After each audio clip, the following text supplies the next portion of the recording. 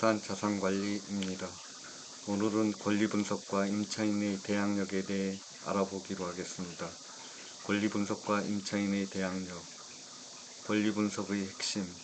첫째, 말소 기준 권리를 찾아야 합니다. 특히 근저당과 가압류가 80% 이상을 차지하고 있어요.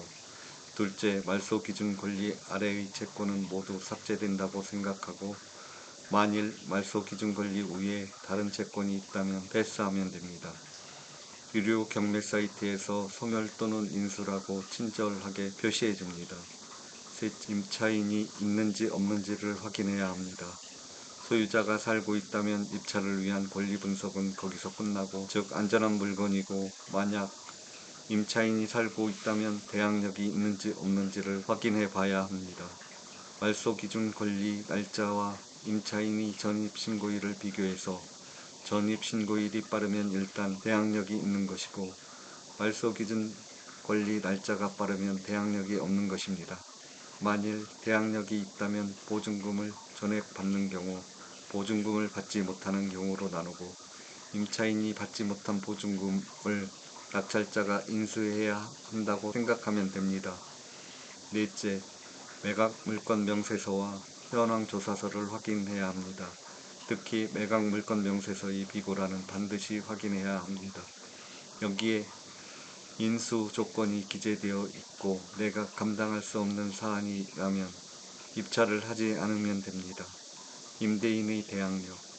보증금을 받을 수 있는 대항력 있는 법원에 배당 요구를 해서 매각 대금에서 보증금을 받는다.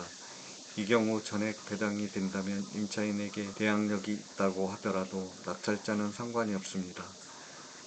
법원에 배당 요구를 하지 않은 상태에서 낙찰자가 잔금 납부 후 새로운 매수인으로서 부동산을 비워달라고 할 때 임차인은 이를 거절할 수 있고 자신의 보증금을 모두 돌려받지 못했기 때문입니다.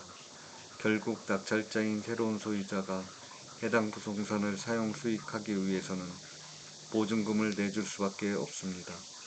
말소 기준 권리보다 후순위에 있는 임차인은 임대보증금이 있든 없든 상관없이 매각으로 그 권리는 소멸합니다. 경매에서 대항력이 있다는 것은 낙찰자가 방빼하면 임차인은 방 못 빼라고 할 수 있다는 뜻입니다.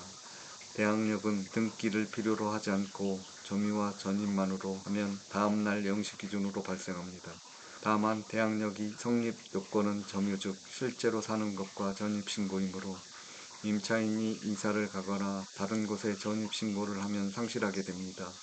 어렵지는 않지만 그래도 어렵다면 경매 사이트에 인수 표시가 되어 있는 물건에는 입찰하지 않으면 됩니다. 꼭 알아두세요. 임차인이 받지 못한 보증금을 고려 입찰을 한다.